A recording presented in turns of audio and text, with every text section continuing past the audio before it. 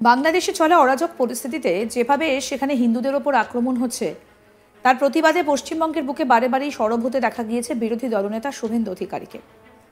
সেখানকার মৌলবাদীদের বিরুদ্ধে মুখ খুলেছেন তিনি। এবার বাংলাদেশের ঠিক কত মানুষ এই মৌলবাদের পক্ষে তারও পরিসংখ্যান দিলেন শুভেন্দু অধিকারী। মালদায় বিরোধী দলনেতা বলেন, বাংলাদেশের 20% লোক মৌলবাদ এবং পাকিস্তানিদের পক্ষে, কিন্তু বাংলাদেশের 80% মানুষ উন্নয়ন চান। আর তার মধ্যে শুধু সনাতনীরা নন, অনেক উন্নয়ন মনস্ক মুসলিমও রয়েছেন বলে জানান শুভেন্দু অধিকারী। কি বলছেন শুভেন্দু অধিকারী, পশ্চিমবঙ্গের বিরোধী দলনেতা? আসুন শোনাই আপনাদের।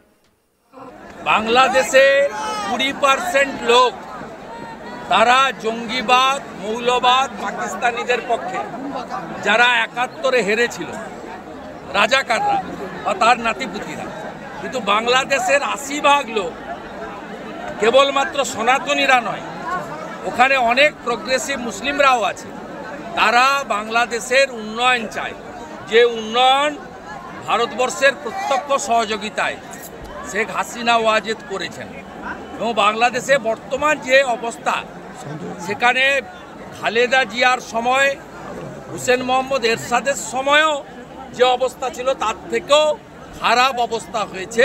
এই সুদখোর ইউনুস তার যে গ্রামীণ ব্যাংক চিটফান্ড, তার আগামী 29 সাল পর্যন্ত ভ্যাট মুকুব করেছেন, জনগণের উপর 12% ভ্যাট চাপিয়ে দিয়েছেন। টাইম ডেজ আর নাম্বার।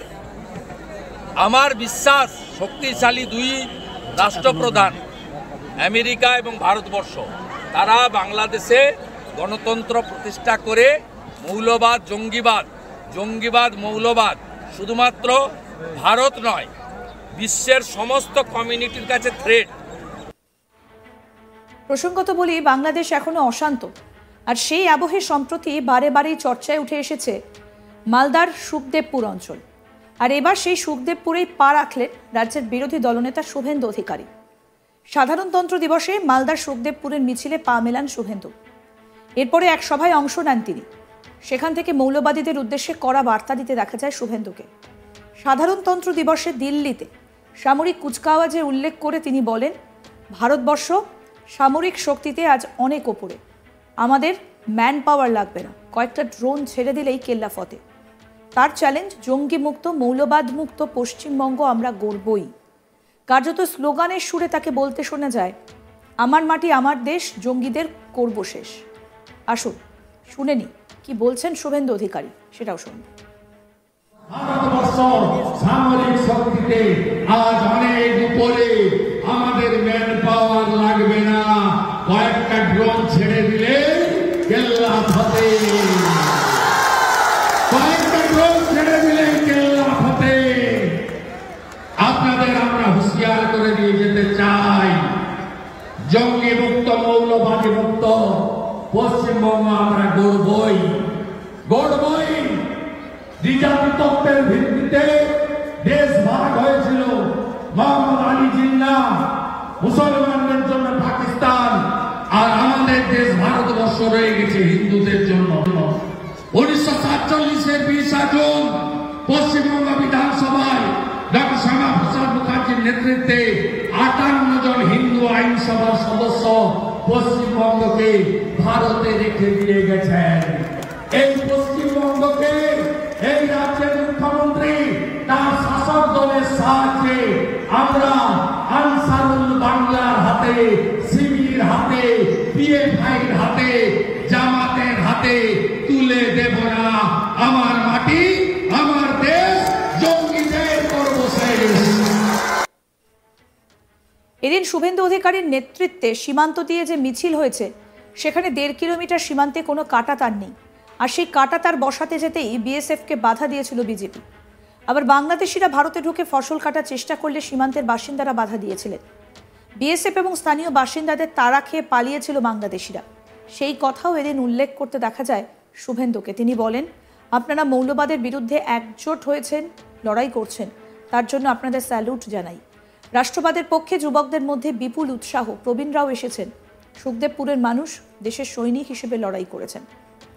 উল্লেখ্য, বাংলাদেশে চলছে এই মুহূর্তে অরাজকতা, সেখানে লাগাতার হিন্দুদের ওপর আক্রমণের অভিযোগ বারে বারে উঠে আসছে। আর সেই সমস্ত ঘটনার আজ পশ্চিমবঙ্গেও এসে পড়েছে। বাংলাদেশের ঘটনাবলীকে ঘিরে এ রাজ্যের রাজনীতিতেও শুরু হয়েছে চর্চা। বাংলাদেশে হিন্দুদের ওপরে আক্রমণের ঘটনাকে কেন্দ্র করে পশ্চিমবঙ্গের প্রসঙ্গ উত্থাপন করে রাজ্যের প্রধান বিরোধী দল বিজেপি শাসক দল তৃণমূল কংগ্রেসের বিরুদ্ধে বিভিন্ন সময় তোপ দেখেছে। আর এবার তৃণমূল সুপ্রিমো তথা রাজ্যের মুখ্যমন্ত্রী মমতা বন্দ্যোপাধ্যায়কে একহাত নিলেন বিরোধী দলনেতা শুভেন্দু অধিকারী। মমতা বন্দ্যোপাধ্যায়কে নিশানা করে শুভেন্দু অধিকারী বলেন, ও জনগণকে বলছে আপনারা বিএসএফ এর সঙ্গে যাবেন না, তাহলে কার সঙ্গে যাবে? বিজেপির সঙ্গে যাবে? ভারতবর্ষ একটা উদার দেশ, হিন্দুরা শান্ত প্রকৃতির, আমাদের ধর্ম সেভাবে তৈরি করে, সেই কারণে আমাদের নির্বাচিত মুখ্যমন্ত্রী এই ভাষা এখানে বলতে পারছেন। আসুন শুনে নি আর কি বললেন শুভেন্দু অধিকারী। আমাদের দেশে বিএসএফ আর্মি এরা এত দুর্বল না। দেশের মাটির ভিতরে যা প্রজাতন্ত্র দিবস পালন হবে তার জন্য নিরাপত্তার জন্য সরাতে হবে, এই ধরনের কথা আপনি ভারতীয় হিসেবে বলেন কি করে? না উনি কে? উনি তো বলেছেন বিএসএফ এর বিরোধিতা করো। এটা মুখ্যমন্ত্রী নয়, রাষ্ট্রবিরোধী মুখ্যমন্ত্রী, রাষ্ট্রবিরোধী মুখ্যমন্ত্রী। উনি জনগণকে বলছেন আপনারা বিএসএফ এর সঙ্গে যাবেন না, তার মানে কার সঙ্গে যাবে? বিজেপির সঙ্গে যাবে, বিজেপির সঙ্গে যাবে। দেশের মাটিতে ভারতবর্ষ একটা উদার দেশ, হিন্দুরা অত্যন্ত শান্ত প্রকৃতির, আমাদের ধর্ম সেইভাবে তৈরি করে, সেই কারণে আমাদের নির্বাচিত মুখ্যমন্ত্রী এই ভাষা এখানে বলতে পারছে। পাশাপাশি নদিয়ায় যে বাংকারগুলোর সন্ধান পাওয়া গিয়েছে সেই বিষয়ে মুখ খোলেন বিরোধী দলনেতা। তিনি বলেন সব বাংকার উপড়ে ফেলবে, বিএসএফ যথেষ্ট, বিএসএফ সক্রিয় হয়েছে, এদের 12টা বাজিয়ে 13টা হবে। আর এহেন মন্তব্য যে বিজেপি নেতা করলেন তিনি আর কেউ নন, রাজ্যের বিরোধী দলনেতা শুভেন্দু অধিকারী। আর কি বলেছেন এদিন তিনি নদিয়াতে সেটাও শোনাবেন। সব বাংকার উপড়ে ফেলবে, বিএসএফ যথেষ্ট, সব উপড়ে ফেলবে, বিএসএফ সক্রিয় হয়েছে, এদের 12টা বাজিয়ে 13টা হবে। সব বাংকার উপড়ে ফেলবে, বিএসএফ যথেষ্ট, সব উপড়ে ফেলবে, বিএসএফ সক্রিয় হয়েছে, এদের 12টা বাজিয়ে 13টা হবে। শুভেন্দু অধিকারীর বক্তব্য আপনাদেরকে শোনালাম এবং তিনি বাংলাদেশের পরিস্থিতি নিয়ে রীতিমতো মুখ খুলেছেন। আমরা এর আগেও দেখেছি যে বাংলাদেশের চলা অরাজক পরিস্থিতি, সেটা নিয়ে বারে বারে উদ্বেগ প্রকাশ করেছেন শুভেন্দু অধিকারী। সেখানে হিন্দুদের ওপর আক্রমণ হচ্ছে, তার প্রতিবাদে পশ্চিমবঙ্গের বুকে বারে বারেই সরব হতে দেখা গিয়েছে তাকে। সেখানকার মৌলবাদীদের বিরুদ্ধেও মুখ খুলেছেন। এবার বাংলাদেশের ঠিক কত মানুষ এই মৌলবাদের পক্ষে তারও পরিসংখ্যান দিলেন শুভেন্দু অধিকারী।